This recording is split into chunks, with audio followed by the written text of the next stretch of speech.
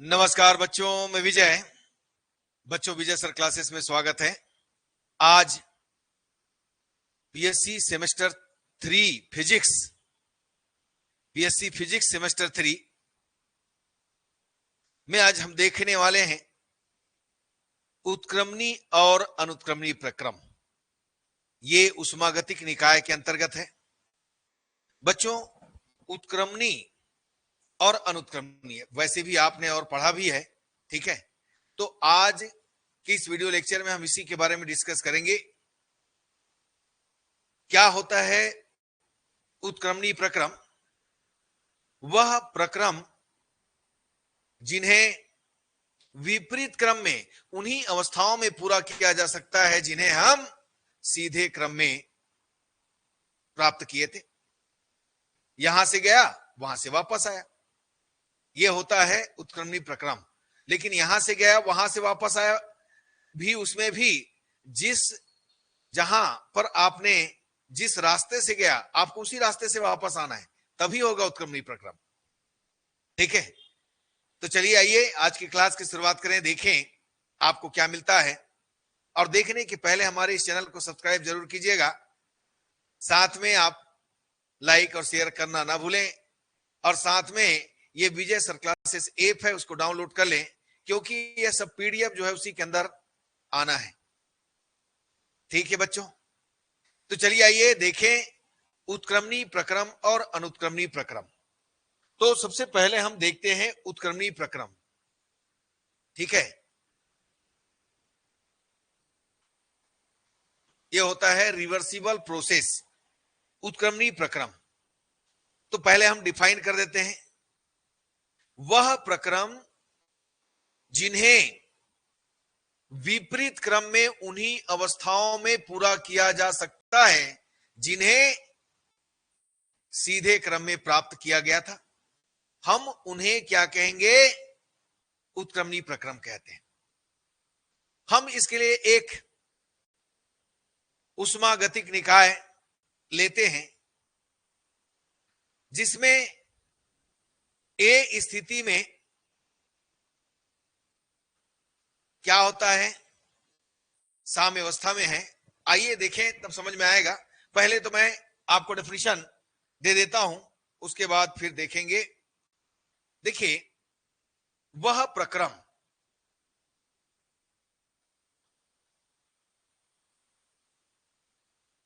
जिन्हें विपरीत क्रम में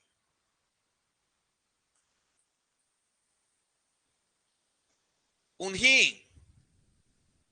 अवस्थाओं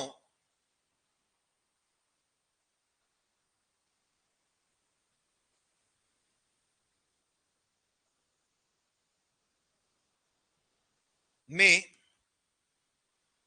पूरा किया जा सकता है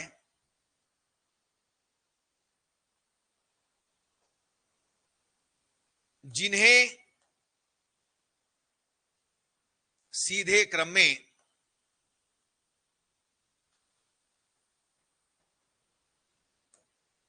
प्राप्त किया गया था।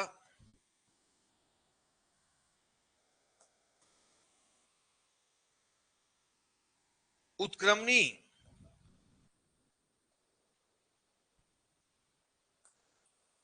प्रक्रम कहलाता है, ठीक है। मतलब यहां से गया और वहां से उसी अवस्थाओं से होता हुआ वापस आया, कहने का मतलब यह होता है उत्क्रमणी प्रक्रम, ठीक है। तो इसके लिए हम क्या लेते हैं? एक उष्मागतिक निकाय लेते हैं। ये देखिएगा, एग्जाम्पल हम देख रहे हैं, जैसे कि ये हमारे पास V आयतन हो गया और यहां पर क्या हो गया? दाब हो गया, ठीक है ना। एक अवस्था ये है, A है, ये साम्यावस्था में है। A क्या है? साम्यावस्था में है।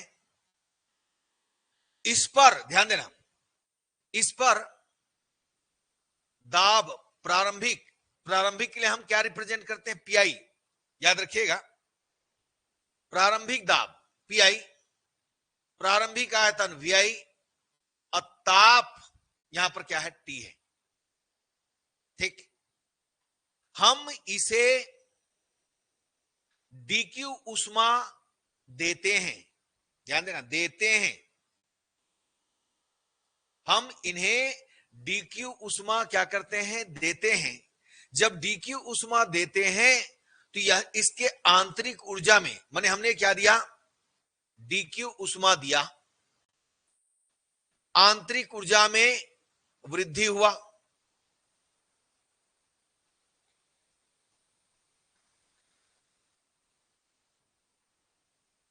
डीक्यू उष्मा देते हैं जिससे आंतरिक ऊर्जा में वृद्धि डीयू होता है, तथा निकाय द्वारा कार्य किया जाता है। द्वारा, ध्यान दीजिएगा, तो निकाय द्वारा कार्य किया जाएगा, मतलब यह धनात्मक कार्य है। निकाय द्वारा कार्य किया जाता है, डीडब्ल्यू निकाय द्वारा कार्य किया जाता है।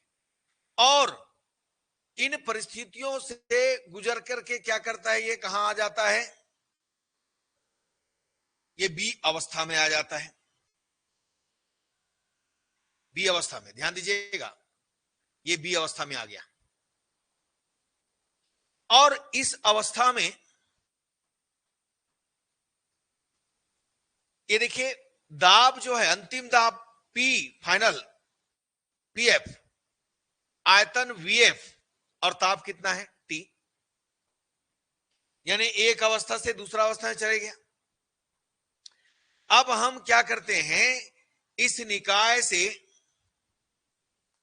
डीक्यू उष्मा अवशोषित करते हैं, ले लेते हैं, अवशोषित करते हैं। डीक्यू उष्मा क्या करते हैं? अवशोषित करते हैं। ध्यान दीजिएगा, इस निकाय से डीक्यू उष्मा अवशोषित करते हैं, और जैसी अवशोषित करते हैं तो आंतरिक ऊर्जा में क्या हो जाता है? कमी हो जाता है। याद रखिएगा, आंतरिक ऊर्जा में कमी होता है, निकाय पर कार्य किया जाता है, निकाय पर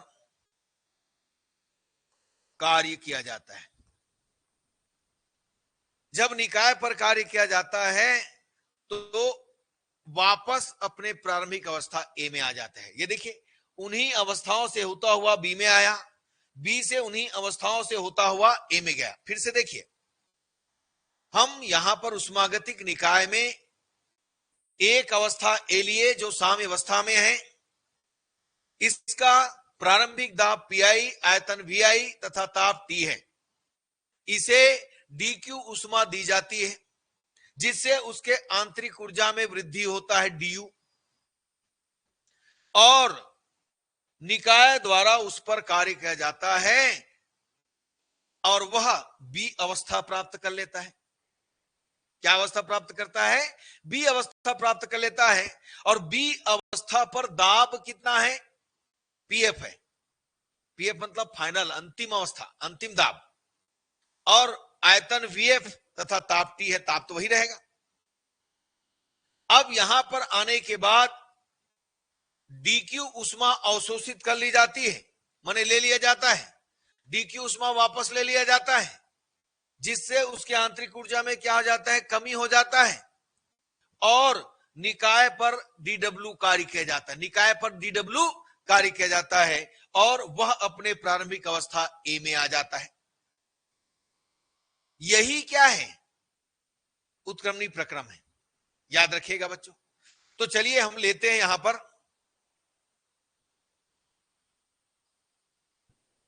मान लो, चलो इस पर लिख देते हैं, मान लो कोई उष्मागतिक निकाय अपनी प्रारंभिक अवस्था ए में उष्मीय साम्यावस्था में है। ठीक, ए पर आपने क्या देखा, ए पर प्रारंभिक दाब पीआई, आयतन वीआई तथा ताप क्या है, निकाय को डीक्यू उष्मा दी जाती है जिससे निकाय के आंतरिक ऊर्जा डीयू में वृद्धि होती है तथा निकाय द्वारा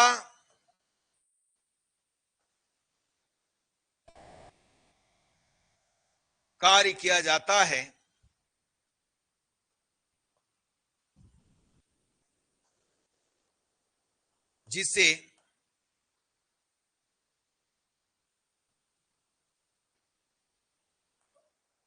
जिससे निकाय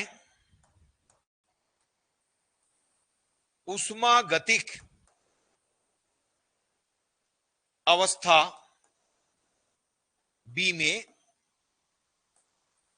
पहुंच जाता है। चलो ठीक है, अब बी में, अवस्था बी में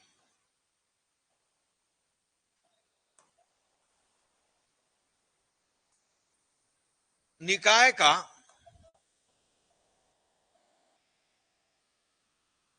अंतिम दाब यह है पीएफ,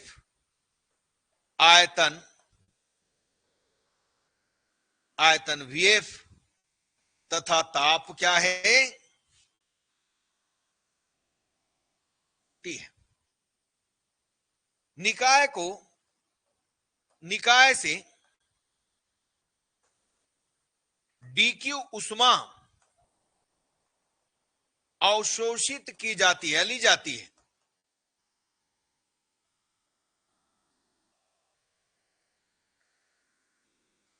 ठीक है, जिससे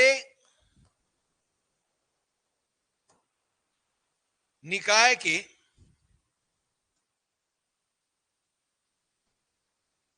आंतरिक ऊर्जा में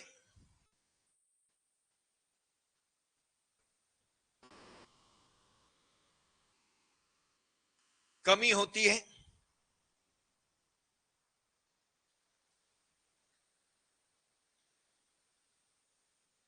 तथा निकाय पर कार्य किया जाता है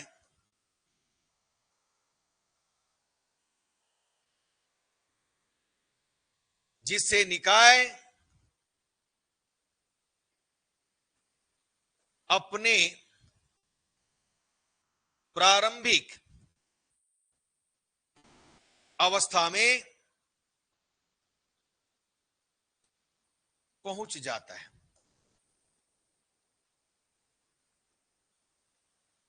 यही उत्क्रमणीय प्रक्रम है। आया बच्चों समझ में? लेकिन ऐसा तो उत्क्रमणीय प्रक्रम होगा नहीं। अब इसकी आवश्यक शर्तें हैं।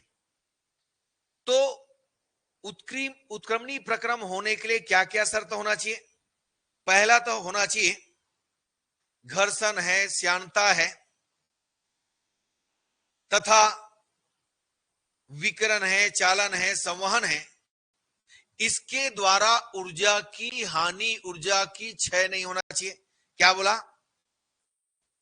घर्षण, श्यानता आदि के कारण तथा विकिरण, चालन, संवहन, इसके द्वारा कोई भी ऊर्जा की हानि नहीं होना चाहिए।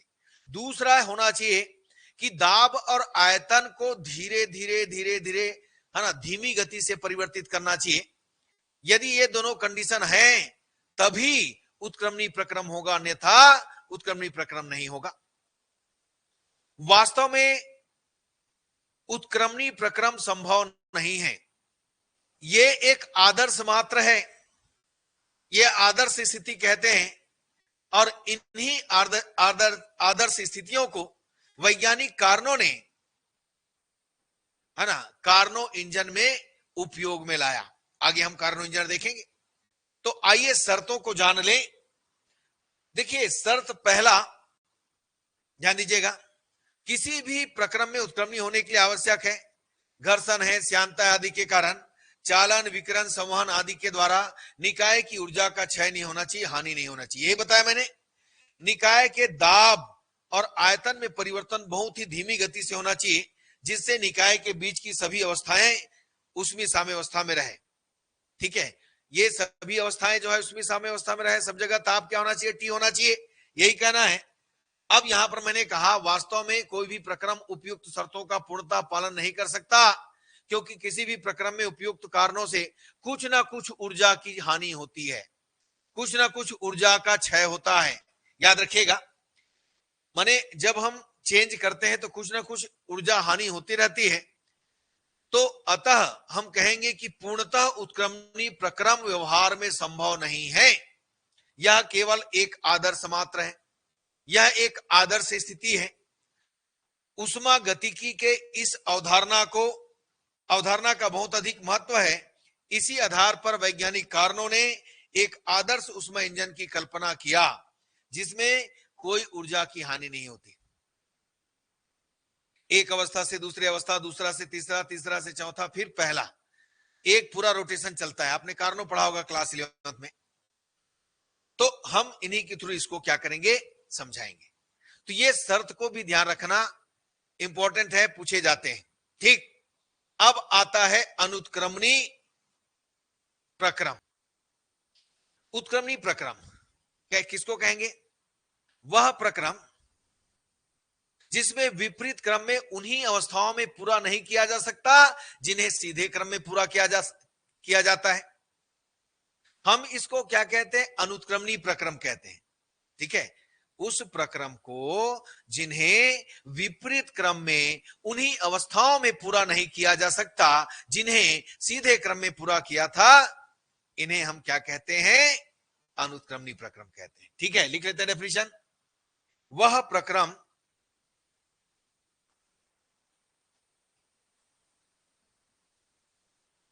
जिन्हें विपरीत क्रम में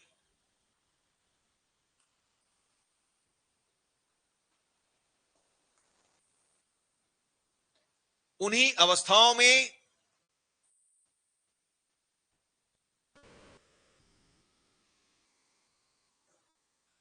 पूरा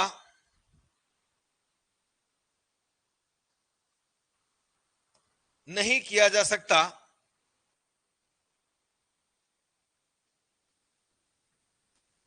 जिन्हें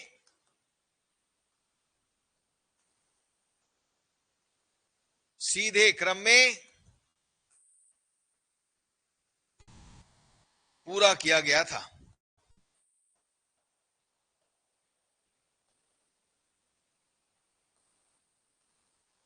उसे अनुत्क्रमणी इरिवर्सिबल अनुत्क्रमणी इरिवर्सिबल प्रोसेस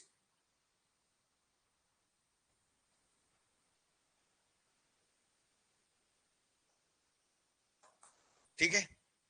अब इसके लिए हम एग्जाम्पल देते हैं, ठीक है ना।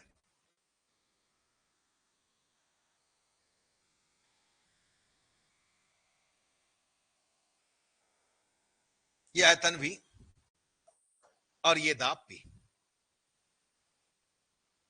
ये देखिए एक अवस्था है ए। देखिए एक उष्मागतिक निकाय है जिसमें उष्मारोधी युक्त या उष्मारोधी पिस्टन युक्त एक सिलेंडर है जिसके अंदर एक गैस भरा है। पिस्टन को धीरे धीरे क्या करते हैं, दबाते हैं, जिससे गैस में प्रसार होता है और वह ए अवस्था से बी अवस्था में पहुंच जाता है। इसके बाद हम क्या करते हैं, जैसी बी अवस्था में पहुंचता है तो हम उस गैस को क्या करते हैं, संपीड़ित करते हैं, पास लाते हैं, लेकिन वह उन्हीं अवस्थाओं में वापस नहीं आता है, कुछ ना कुछ माने वहां पर अंतर आ जाता है। तो यह होता है अनुक्रमणी प्रक्रम। ठीक है, तो एक सिलेंडर युक्त यहां से गया, बी अवस्था में आया, सॉरी ये बी है, लेकिन जब हम वापस गए तो इसका पालन नहीं किया, दूसरे अवस्थाओं से होता हुआ ये वापस आया, तो हम इसको क्या कहते हैं, अनुत्क्रमणी प्रक्रम कहते हैं। ठीक है, तो चलिए इसको राइट करते हैं। मान लो किसी उष्मागतिक निकाय जैसे उष्मारोधी पिस्टन युक्त सिलेंडर में गैस भरी है, जिसमें सिलेंडर का आधार सुचालक है। हम क्या करते हैं, पिस्टन को धीरे धीरे खींचते हैं, पिस्टन को धीरे धीरे खींचकर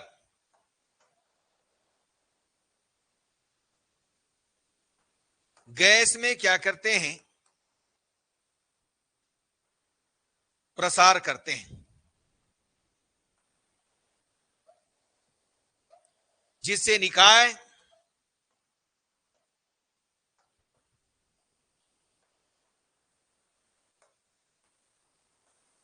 अवस्था बी में पहुंच जाता है। अब हम बी पर क्या करते हैं, पिस्टन को क्या करेंगे, अब दबाएंगे, संपीड़ित करेंगे गैस को। अवस्था बी पर पिस्टन को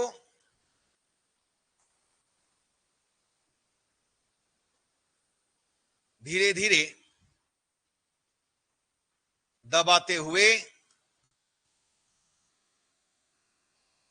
गैस को क्या करते हैं, संपीड़ित करते हैं।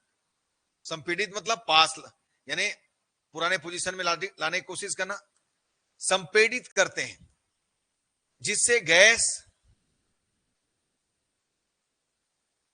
अपने प्रारंभिक अवस्था में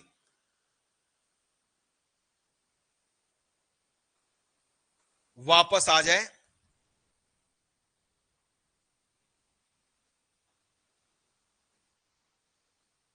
लेकिन यह संभव नहीं है कि संपूर्ण प्रक्रम में पुनः उन्हीं अवस्थाओं से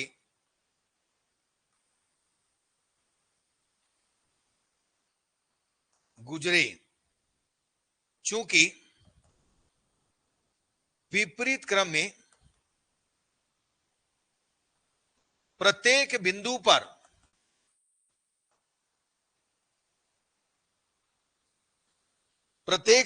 पर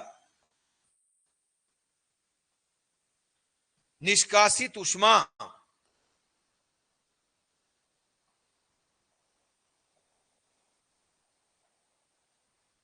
ठीक उतनी ही नहीं होती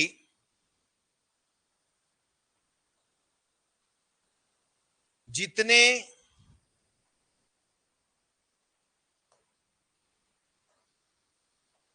सीधे क्रम में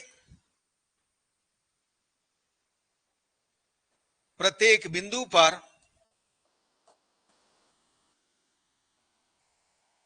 अवशोषित हुआ था। मतलब जैसे हम ए से बी में आए तो जितना उष्मा अवशोषित हुआ था, तो बी से वापस जाएंगे तो उतना ही उष्मा क्या होना चाहिए, निष्कासित होना चाहिए। लेकिन वास्तव में ऐसा नहीं होता, इसीलिए ये जो है रास्ता बदल दिया। देखिएगा, ए तक तो गया लेकिन उन्हीं अवस्थाओं से होता हुआ नहीं गया, इसलिए हम इनको क्या कहते हैं, अनुत्क्रमणीय प्रक्रम कहते हैं। आया बच्चों समझ में? हम उत्क्रमणीय प्रक्रम का उपयोग आगे करेंगे कार्नो इंजन में, ठीक है। है ना, वैज्ञानिक कार्नो ने अपने नाम से एक कार्नो इंजन, आदर्श इंजन बनाया जो उत्क्रमणीय प्रक्रम को पालन करता है, ठीक। तो चलिए आइए आज का क्लास हम यहीं तक रखें।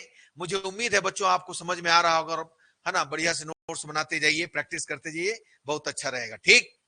तो चलिए आज का क्लास यहीं तक रखें। यदि अच्छा लगा तो लाइक कीजिए, शेयर कीजिए, सब्सक्राइब कीजिए। धन्यवाद बच्चों, नमस्कार।